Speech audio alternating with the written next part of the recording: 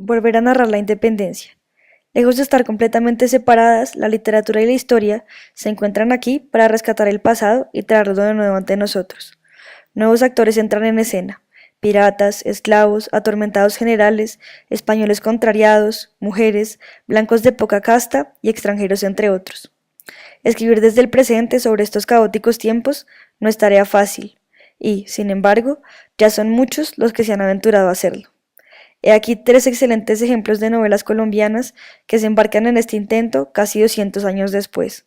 Ahondaremos entonces en tres relatos: Conviene a los felices permanecer en casa, de Andrés Hoyos; Nuestras vidas son los ríos, de Jaime Manrique; y El demonio en la proa, de Edgar Collazos.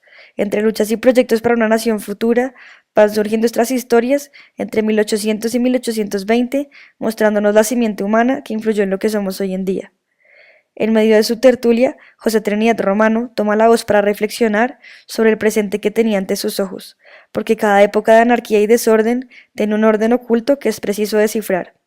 He oído francamente, no recuerdo dónde, que suele haber método en la locura. Estas palabras de José Trinidad hacen eco en las novelas de Hoyos, Manrique y Collazos, donde nuevos órdenes intentan descifrar ese complejo pasado para darle nuevos significados. ¿Desde dónde y cómo lo hacen? Nos encontramos primero con distintas figuras que desde sus singularidades nos cuentan sus historias para salvarse del olvido.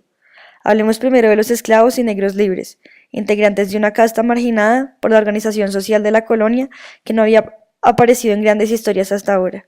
Arístides, Pompeya, Jonatás, Yemayá, Natán y los habitantes de Cali narran algunos sucesos que evidencian sus modos de vida y sus importantes papeles y propias visiones en la independencia. Por otro lado, están los grandes héroes y personajes que han hecho carrera a lo largo de la historia y la literatura, como los grandes artífices y protagonistas de la emancipación de América. La cara que aquí nos muestran es más íntima y algunas veces retorcida. Personajes como Santander, Bolívar, Humboldt, Manuelita Sanz y Pablo Morillo, entre otros. Y por último, los más inusuales, los piratas que se hacen llamar Buck, Botavara, Tinieblas y el capitán Mr. Brown, románticos sin tiempo ni tierra que llegan a América intentando salvar el ideal de la libertad. Además de las historias de estos personajes, tienen una manera especial para contarse. En ninguna de estas tres hay un único narrador. Por el contrario, hay distintas voces y recursos que ayudan a iluminar estas perspectivas. La vida privada, por ejemplo, se utiliza como un recurso que permite ver más allá de los grandes sucesos y nos muestra las formas de sentir, apropiar y entender un presente. Cuando comenzamos a leer las novelas nos topamos con una prosa barroca que no es solo un estilo, sino que también es una propuesta. Este barroco tiene una fuerte tradición teórica y literaria, pasando por escritores como Alejo Carpentier, Severo Sarduy, José Lezama Lima, Gabriel García Márquez y José Donoso, entre otros. ¿Pero por qué acudir al barroco? Bueno, porque intuimos que esta es una de las formas más adecuadas que hay para desteorizar la realidad y construir nuevas utopías, acabando con las determinaciones que han sido hegemónicas a lo largo de la historia. Para esto ha sido clave no solo el uso de la proliferación del lenguaje, sino un juego constante con los signos. Creemos que esta es la gran propuesta que subyace a estas nuevas narrativas históricas. Todo esto se resume en una apuesta por el uso de nuevas focalizaciones que otorgan un panorama plural del momento. La profesora Luz Marina Rivas habla en su libro titulado La novela intrahistórica de muchos aspectos que ya hemos tratado. Desde esta perspectiva, la novela histórica tiene una tradición, especial en Latinoamérica desde 1980, a lo largo de la cual se ha venido modificando hasta llegar a algunas novelas que encontramos hoy en día, interesadas por las pequeñas historias, vidas, experiencias, particularidades y voces que habían sido antes silenciadas.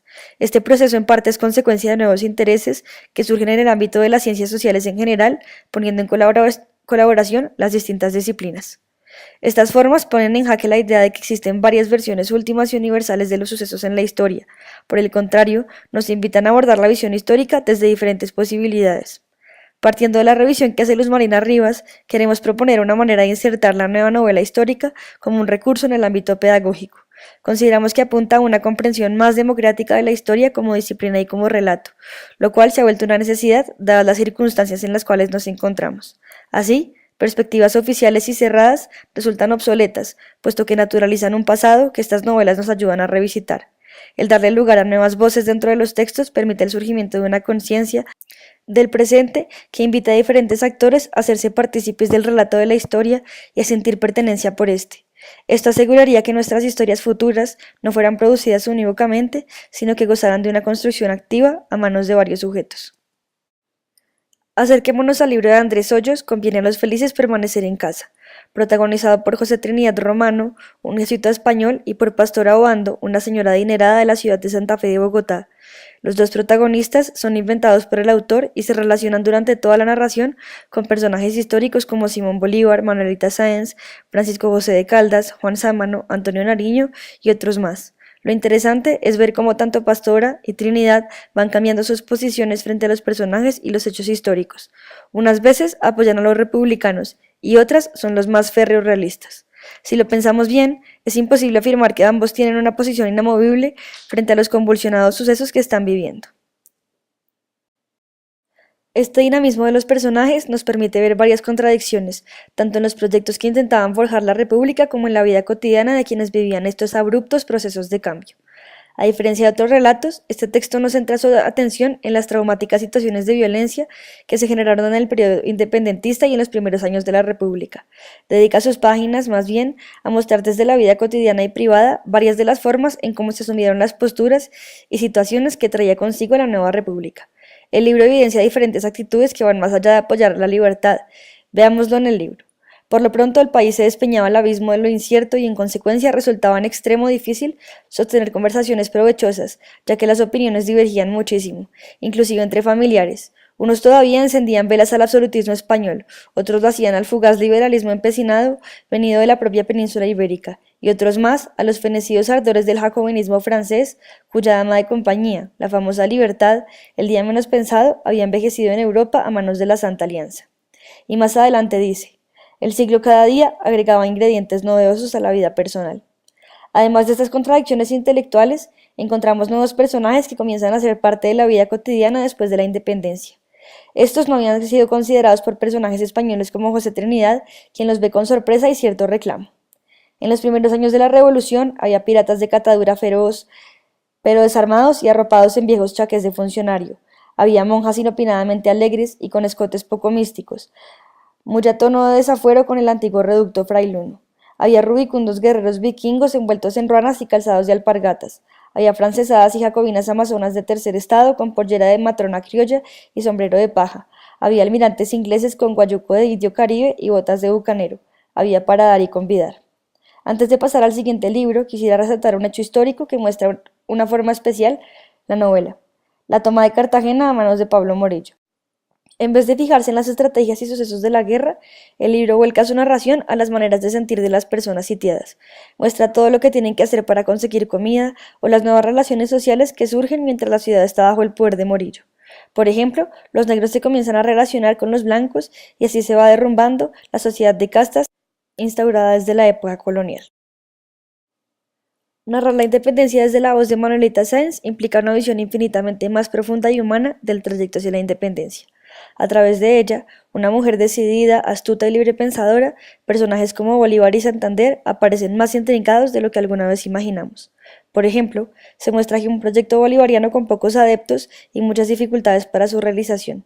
Ella misma, tan mitificada por la historia, adquiere una variedad de matices que reconstruyen el papel de la mujer en la guerra. Aún así, está rodeada de contradicciones que no permiten que encaje en el paradigma de la heroína, sino que se perfila como un personaje mucho más complejo.